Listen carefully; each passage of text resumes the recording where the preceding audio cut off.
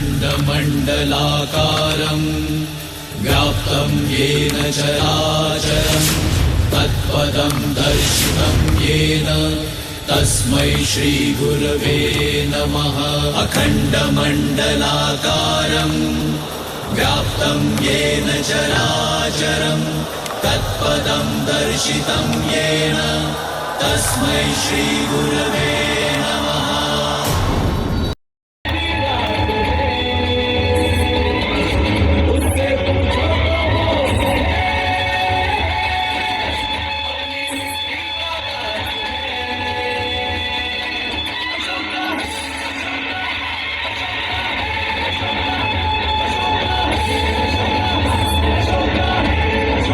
भारतीय इतिहास इतना समृद्ध है कि यहाँ पर हर एक शासक की एक अलग ही कहानी है और हर एक साम्राज्य की एक अलग गाथा। हमारा भारतीय इतिहास इतना समृद्ध है कि उसकी कथाओं को सुनकर इतिहास के पन्ने भी उत्तेजना से भर जाते हैं। ऐसी ही एक गाथा है भारत के वीर चक्रवर्ती अशोक सम्राट के बारे में, जिन्होंने अपनी महानता से पूरे भारतवर्ष को अपनी मुट्ठी में कर लिया था और उसके बाद अचानक से अपना हृदय परिवर्तन करके अहिंसा का मार्ग चुन लिया था। अखण्डमण्डलाकारम् व्याप्तं येन चराचरम् तत्पदं दर्शितं येन तस्मै श्रीगुरवे नमः। अखण्डमण्डलाकारम् व्याप्तं येन चराचरम् तत्पदं दर्शितं येन तस्मै श्रीगुरवे नमः। आखिर क्यों अशोक ने अहिंसा के मार्ग को चुना? 304 ईसा पूर्व में राजा बिंदुसार और रानी धर्मा के पुत्र ने पाटलिपुत्र में जन्म लिया। राजा बिंदुसार को अपने पुत्र के मुख में आने वाले तेज से ही इस बात का आभास हो रहा था कि वो पुत्र आगे जाकर उनके साम्राज्य को विस्तारित करेगा और आगे जाकर उन्होंने अपने पुत्र का नाम रखा अशोक।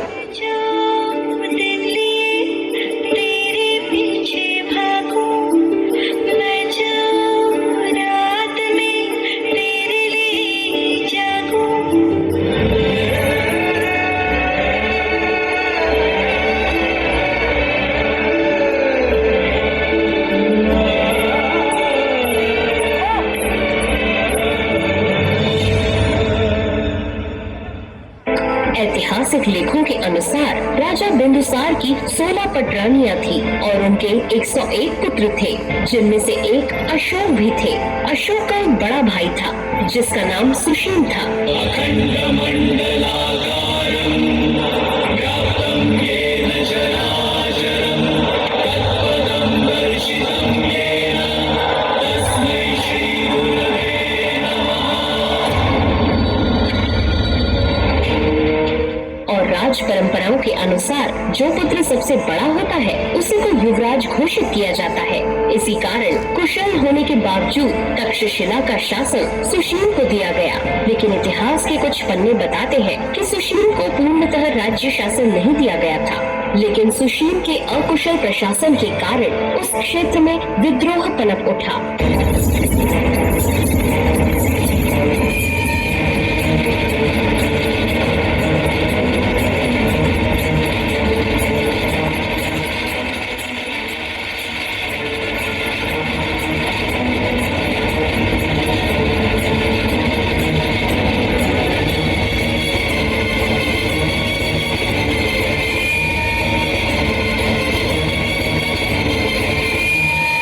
ऐसे में राज्य दरबार में हर किसी को पता था कि राजपुत्र अशोक के अलावा कोई भी इस विद्रोह को नहीं रोक पाएगा, और इस बात को जानकर अशोक को ही जनता में पनप रहे उस विद्रोह को शांत करवाने के लिए भेजा गया। जैसे ही लोगों ने ये बात सुनी कि अशोक खुद उनके विद्रोह को सुलझाने के लिए आ रहे हैं, उन्होंने विद्रोह ही बिना किसी समस्या के खत्म कर दिया। इस बात से पूरे साम्राज्य में अशोक की और भी ज्यादा प्रशंसा हुई और अशोक पहले से भी कई गुना अधिक प्रसिद्ध हो गए। लेकिन इस प्रसिद्धि से उसके बड़े भाई सुशील को डर सताने लगा कि अगर अशोक की प्रसिद्धि अत्यधिक रूप से पूरे साम्राज्य में फैल गई तो कहीं ऐसा न हो कि उसकी राजगद्दी खतरे में पड़ जाए। इसी भय के कारण उसने सम्राट बिंदुसार को कहकर अशोक को निर्वास में डाल दिया।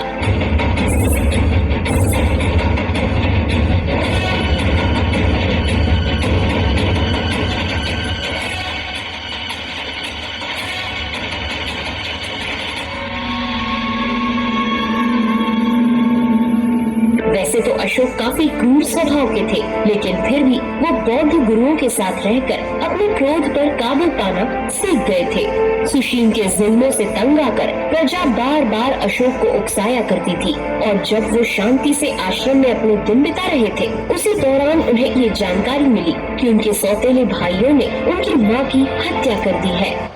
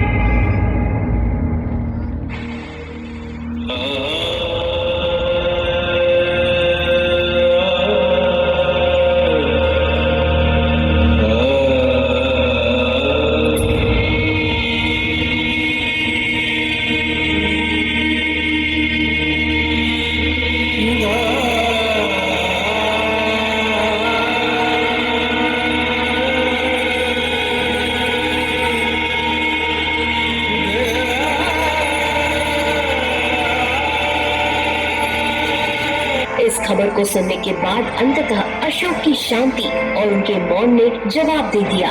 क्रोध से भरे अशोक ने अपने 99 सौतेले भाइयों की हत्या कर दी और अंततः सिंहासन की बागडोर 270 ईसा पूर्व में अपने हाथों में संभाली।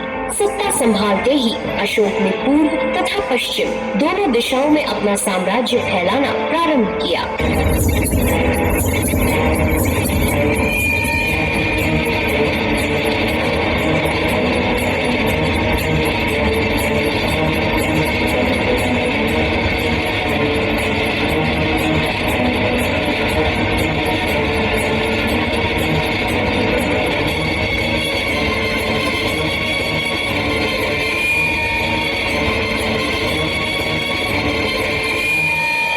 उसने केवल 8 वर्षों में आधुनिक असम से ईरान की सीमा तक अपना साम्राज्य विस्तृत कर दिया और बन गया भारत का इकलौता चक्रवर्ती सम्राट।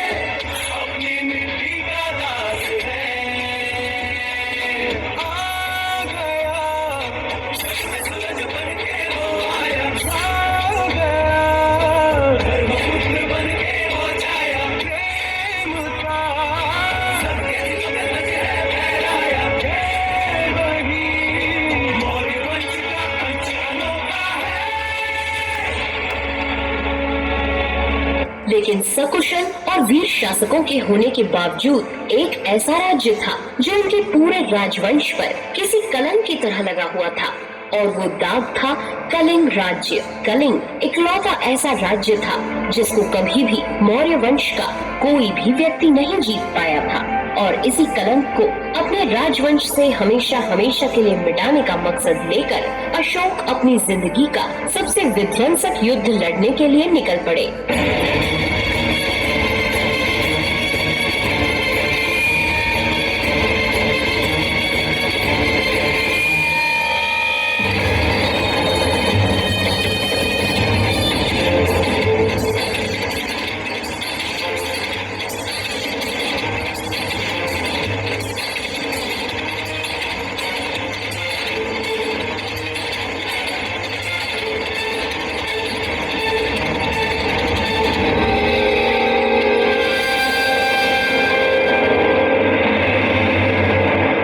विध्वंसक युद्ध को कलिंग के युद्ध का नाम दिया जाता है। काफी घंटों लड़ने के बाद कब किसकी जीत हो सकती थी इसके बारे में किसी को कोई अंदाजा नहीं था, किसी व्यक्ति को ये भी नहीं समझ आ रहा था कि वो किसका खून बहा रहा है। बस सब हवा में अपनी तलवार चला रहे थे और हर किसी का खून बहा रहे थे। इस खूनी खेल के बाद अंततः अशोक ने कलिंग की लड़ाई जीत ली और अपने राजवंश का पहला और इकलौता ऐसा शासक बना जिसने कलिंग राज्य को भी अपनी मुट्ठी में कर लिया था। लेकिन इस युद्ध में लगभग 1 लाख सिपाहियों की मृत्यु हो गई और 1.5 लाख सिपाही बुरी तरह घायल हो गए। अशोक सिपाहियों की मृत्यु और घायल हुए सैनिकों के आंकड़ों का आंकलन करने के लिए युद्ध भूमि में निकले।